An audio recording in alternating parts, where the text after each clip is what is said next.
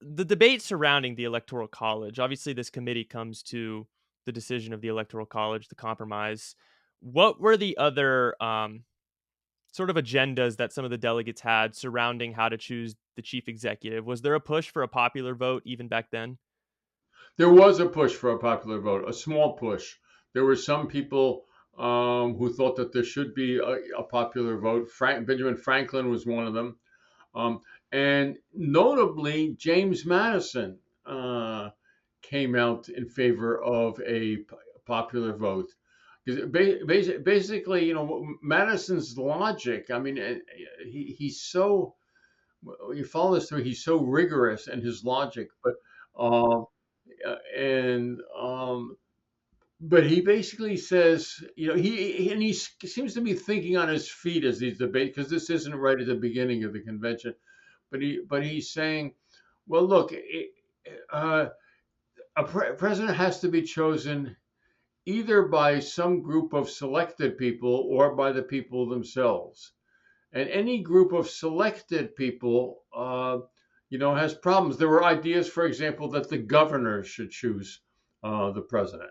Uh, and then obviously the idea of Congress choosing the president. And he went through and said, any of these other intermediate groups are problematic.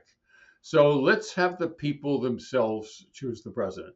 And he acknowledges at the time, he's explicit because he's a smart guy and he's looking around, and he says, I know that that will disadvantage my region, meaning the South, because if there is a popular vote, then the South will get no influence based on slaves. Um, and but he said, but in the long run, this is what's best. So he favored that, but most of his fellow Southerners did not agree with him. Not surprising, and a lot of people worried that uh, that the country was still, was too dispersed, that the population was too dispersed, that people would not have personal acquaintance with the candidates, and thus that it would be better to have intermediaries of one sort or another. But again, there were a lot of ideas. There were ideas of having various people serve as electors that floated around, and then ideas. There was. I think somebody even proposed doing it randomly among members of Congress. Just about every idea you could imagine came up. Yeah, it's interesting. A lot of people criticize the Constitutional Convention, the Electoral College, the Three-Fifths Clause for its appeasement to slavery and their inability to deal with that issue. But it's very nuanced to talk about this because the slave states were repeatedly threatening to walk away. If we wanted a constitution, if we wanted any sort of cohesive government, there had to be a compromise on slavery. No, I think that's absolutely right. I mean, the slave states would have walked if something had been done. And the three-fifths compromise, which seems so awkward and ugly to our eyes, it was a compromise. Yeah, I really don't. I mean, I'm not exactly a political expert or was there, but I really don't see another way sort of around that. I feel like they had to come to that compromise, and by now a lot of those compromises are definitely outdated. We had to deal with an entire civil war around the issue of slavery because those ideas and compromises were outdated. But something that I like to talk about that I find interesting when it comes to democracy and elections is public education and a knowledgeable citizenry. Now, at that time, America was very rural. People were very dispersed on farms. They weren't exactly involved in national politics. There wasn't good media. There wasn't social media to spread news around at a rapid rate, nationwide. So, how does the issue of that play into the electoral college? Because an issue that the delegates and the founders were dealing with was that they didn't want to necessarily give all this power, this voting power, to people who had really no idea what was going on in national politics. Well, and I think that was the idea of letting them choose electors, um, and that these electors would be people who were more knowledgeable, more respected in the community, um, and might take their jobs seriously, and also, I mean, in the original design, that they would come together in their state capitals and they'd have discussions about the candidates. So I think that was that was really the way they tried to deal with that. We also have to keep in mind that even those who spoke in favor of a national popular vote um, were not necessarily in favor of an extremely broad franchise. Uh, one of the oddities of our Constitution is that there is really no franchise requirement. There is no voting requirement. There is no right to vote in the Constitution. Um, you know, More generally, and different states had different requirements, which were usually uh, basically financial, also gender, and age. So it wasn't a view of what we would in a modern era call mass voting. Yeah, generally, I feel like when the founders were talking about, a national vote, they really just meant white landowners. Yeah, white landowners or taxpayers, or that's what most of them. Again, it varied by state. Um, the different states took different positions on this. Yeah. So coming out of the Constitutional Convention, if people today were to go back and look at how the Electoral College operated right out of the Constitutional Convention in the late 1780s, early 1790s, how different would that look than today's Electoral College? I, I don't think it would have looked too different, except in one key respect, which was, again, there were not parties, there were not tickets, and the design of the original Electoral College was that the person who won the most votes, if a majority, became president, and the person who won the second most votes became vice president.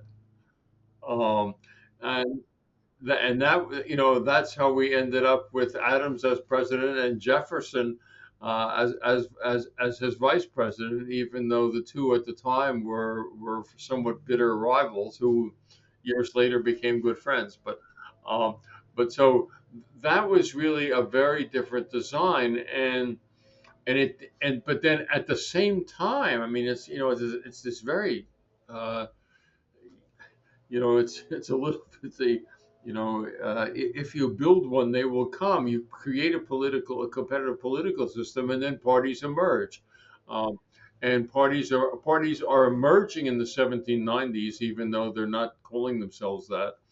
But and you know, the 1800 election precipitates a kind of crisis about the lack of designation between the president and presidential and vice presidential candidates, because Jefferson and Aaron Burr get the same number of electoral votes. Um, so then the one constitutional modification that has occurred in the presidential election system since the founding was the passage of the 12th Amendment, which basically provided for designation and party tickets. Yeah, that's really interesting and foreign if you think about today. I mean, can you imagine Trump being Kamala Harris's VP or vice versa? Wouldn't that be funny? Yes, it would be. Um, and we can think of so many historical examples. I mean, it just would have been an entire just an ent- it was an entirely different system and an entirely different conception of what these elections would look like. And yet, what seems to have happened is that it was outmoded very, very quickly.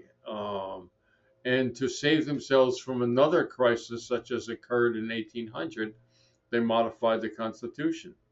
I should add here, as my own particular, uh, or a finding that I made, and that I find interesting, is that uh, as the 12th, as energy rose to do the 12th Amendment, it was originally conceived to have two parts or to be accompanied by another amendment, which was to have a constitutional requirement that electors be chosen by district and not by winner take all. This was precipitated by the fact that many people did not like winner take all, and then specifically precipitated by the fact that in 1800 Virginia changed its method of choosing elector from district to winner take all in order to prevent John Adams from getting a couple of electoral votes uh, and thus possibly becoming president. Because, in fact, that was a couple of votes from Virginia had helped Adams become president in 1796. So there was this partisan opportunistic switch in the method of choosing electors in 1800. And then it was followed, Massachusetts then retaliated and did the same thing, and everybody's acting for partisan reasons. And so there was a lot of energy at that time, a lot of support, and this would continue for 35 years. Um, but a lot of support for a constitutional amendment to require districts, but it got removed from the effort for the 12th Amendment, um, in part because Jefferson's own party was in power. They had taken advantage of that, and even though in the 1790s they had been firm opponents of winner take all, um, by 1802, 1803, it was, oh, we can live with this all right. Yeah, changing tides change their sentiment. So there actually was, um before winner take all, it actually was the delegates were and the votes were by district. In some states, Um, it varied from one. It was a mess. It varied from one state to another. In my book, so do I have a chart of this? But not only did it vary from one state to another, um, but states changed their method of election from one election to the next. Yeah, that's crazy. Um, That's and crazy. and it was producing a kind of instability and chaos that persisted into the 1820s. For sure. How are you going to build a society or a stable election process on something that's changing every election as opposed to a strong institution? But I want to flesh a little bit more about the role of race in all of this and the three-fifths compromise and sort of the balance between the southern slave states and the northern states and who held more power coming out of the Constitutional Convention in elections. So how is, one of your arguments is that the Electoral College, its legacy is rooted in slavery. So, can you explain that a little bit? I mean, I think that the roots in slavery obviously are it's grounded in what we discussed before, which was the this in deciding to import the three-fifths clause, or by basically having electoral college votes equal number of congressional representatives. It is giving white Southerners power and influence, um, in proportion not only to their white populations, but to their very substantial black populations, which consisted of people who were enslaved and couldn't vote. So that's, I mean, uh, that is the link uh, to slavery. Although I think I disagree with some of the scholars who see the Electoral College as having been deliberately grounded, in an attempt to preserve slavery, because I think that really the key decisions and compromises there were made around Congress, and they were imported into the presidential election process. But there's another way of looking at this, which then becomes very consequential later on, which is that in adopting the what we call the Electoral College system, um, the Constitution gives states power and influence in presidential elections in proportion to their populations rather than the number of voters.